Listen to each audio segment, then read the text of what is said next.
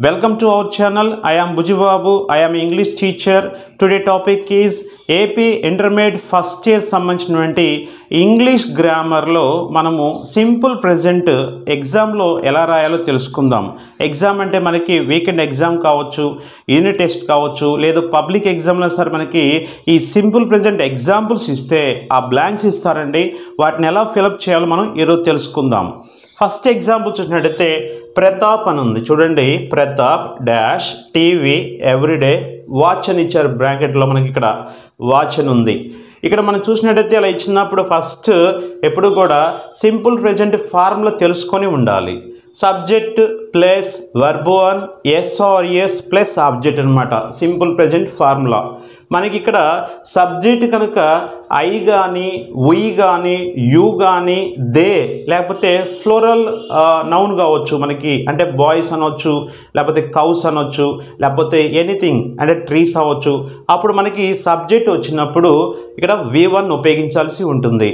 అదే సింగులర్ వచ్చింది అనుకోండి, థర్డ్ పర్సన్ సింగులర్ అంటారండి. హీ కావచ్చు, షీ కావచ్చు, ఇట్, రామ్ అండి. ఒక సింగులర్ నేమ్ రామ్ అని చెప్పాను నేను. ఇక్కడ మీరు ఏదైనా వచ్చినప్పుడు మనకి V5 ఉపయోగించాలి. V5 అని చెప్పొచ్చు, లేకపోతే V1 SRS అంటారు. ఇక్కడ చూడండి, ప్రతాప్ అని వచ్చింది. సబ్జెక్ట్ థర్డ్ పర్సన్ సింగులర్ అయింది. ప్రతాప్ వస్తే మనకేం చెప్పుకోవాలి, ఇక్కడ V5 అంటే V1 SRS యాడ్ చేయాలి. ఇక్కడ వెర్బ్ అని ఏమి ఇచ్చారు, వాచ్ అని ఇచ్చారు. జనరల్గా సింపుల్ ప్రెజెంట్ ఉపయోగించేది హ్యాబిచువల్ యాక్షన్స్కి ఉపయోగిస్తారు, యూనివర్సల్ ట్రూత్స్కి ఉపయోగిస్తారు, లేకపోతే ఫ్యాక్ట్స్ అంటారండి. ఎప్పుడు జరిగే అనమాట వాటికి సింపుల్ ప్రెజెంట్ ఉపయోగించాలి. సింపుల్ ప్రెజెంట్ మాకు సింపుల్గా గుర్తుండాలంటే ఎల్లప్పుడూ చేసే పనులు. ఎప్పుడు చేస్తున్నాం అనుకోండి అప్పుడు సింపుల్ ప్రెజెంట్ ఉపయోగించాల్సి ఉంటుంది. ఇప్పుడు చూడండి, ప్రతాప్ అని ఉంది. ఇక్కడ V5 ఉపయోగించాలి. అంటే V5 అంటే V1 SRS అనమాట. బ్రాకెట్లో ఎప్పుడు కూడా V1 ఇస్తారు. ఇప్పుడు V1 అంటే ఏంటి, వాచ్ అని రాయాల్సి ఉంటుంది. వాచ్ తర్వాత నెక్స్ట్ ఏమన్నా ప్రతాప్ అన్నారు. సింగులర్ వచ్చింది కాబట్టి థర్డ్ పర్సన్ సింగులర్ అనమాట. హీ, షీ, ఇట్, రామ్ ఏదైనా సరే మనకి రావచ్చు. ఇప్పుడు వాచెస్ V5 ఉపయోగించాలి. వాచెస్ అయిపోయింది. ఇది సింపుల్గా అండి, చాలా ఈజీగా రాసేసాం. సెకండ్ ఎగ్జాంపుల్ చూడండి, the earth dash round the sun బ్రాకెట్లో రివాల్వ్ అని ఇచ్చారు. ఇక్కడ కూడా మనకి ది ఎర్త్ అనేది సబ్జెక్ట్ సింగులర్ అయింది. థర్డ్ పర్సన్ సింగులర్కి మనం చెప్పుకున్నాం కదా, V5 ఉపయోగించాల్సి ఉంటుంది. V5 అంటే ఏం చేయాలి, V1కి SRS యాడ్ చేయాలి. రివాల్వ్ ఎస్ యాడ్ చేయండి సరిపోతుంది, రివాల్వ్స్ అవుతుంది. V5 సబ్జెక్ట్ సింగులర్ అయితే ఇది ఉపయోగించాల్సి ఉంటుంది V5. థర్డ్ ఎగ్జాంపుల్ చూడండి, I dash reading novels like అని ఇచ్చారు. ఇక్కడ చూడండి, చాలా మనకి సబ్జెక్ట్ ఐ వచ్చింది. చెప్పుకున్నాం కదా, ఐ కావచ్చు, ఉయ్ కావచ్చు, యూ, దే, బాయ్స్ అనుకుందాం ఫ్లోరల్. దానికి మాత్రము V1 ఉపయోగించాల్సి ఉంటుంది. ఈ సింపుల్ ప్రెజెంట్లో ఐ ఉంది కాబట్టి V1 ఏంటి మనకి లైక్, కాబట్టి లైకే ఉపయోగించాల్సి ఉంటుంది.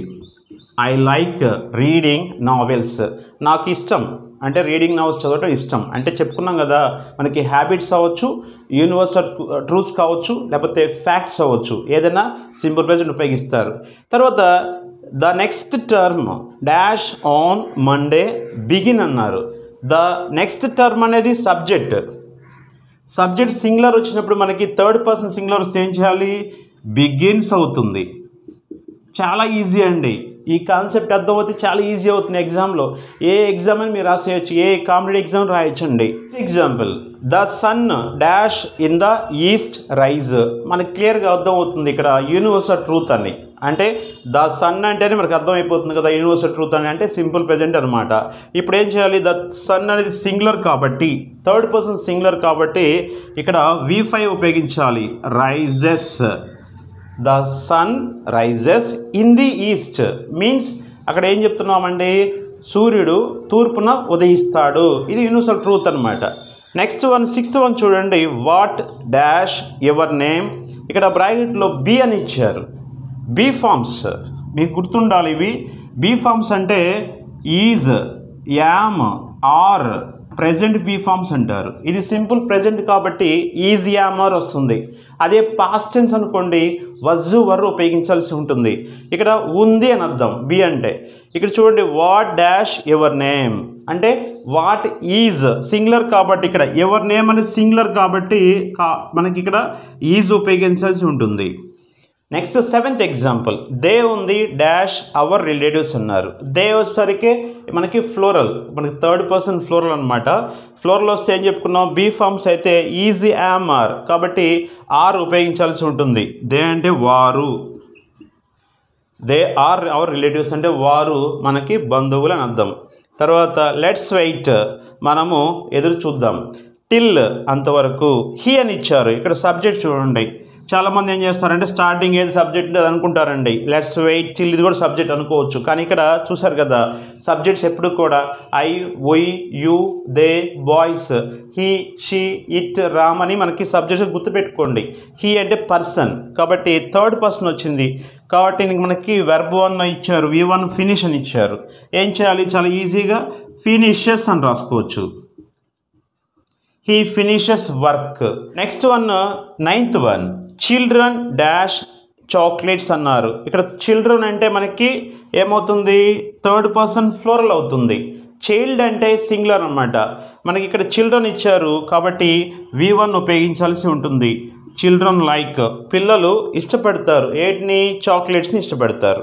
లాస్ట్ వన్ 10th వన్ చూడండి వాట్ డాష్ స్నేక్స్ ఈట్ బ్రాకెట్లో డూ అని ఇచ్చారు. ఇది WH వర్డ్ ఉంది క్వశ్చన్ ఫామ్ అనమాట. క్వశ్చన్ ఫామ్ ఎప్పుడైనా చేయాలంటే సింపుల్ ప్రెజెంట్లో డూ ఆర్ డస్ ఉపయోగించాల్సి ఉంటుంది. ఇక్కడ చూడండి స్నేక్స్ అని ఇచ్చారు సబ్జెక్ట్, ఫ్లోరల్ ఇస్తే మనకి డూ ఎప్పుడు ఉపయోగించాలి డస్ ఎప్పుడు ఉపయోగించాలి తెలుసుకోవాలి. I we you they boys అనమాట. వీటికి ఎప్పుడు కూడా డూ ఉపయోగించాల్సి ఉంటుంది.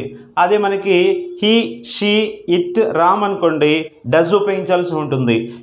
ఇక్కడ చూసినట్టయితే సబ్జెక్ట్ స్నేక్స్ అన్నారు. స్నేక్స్ అంటే పాములు కాబట్టి ఇది ఫ్లోరల్లో ఉంది కాబట్టి డూ ఉపయోగించాల్సి ఉంటుంది.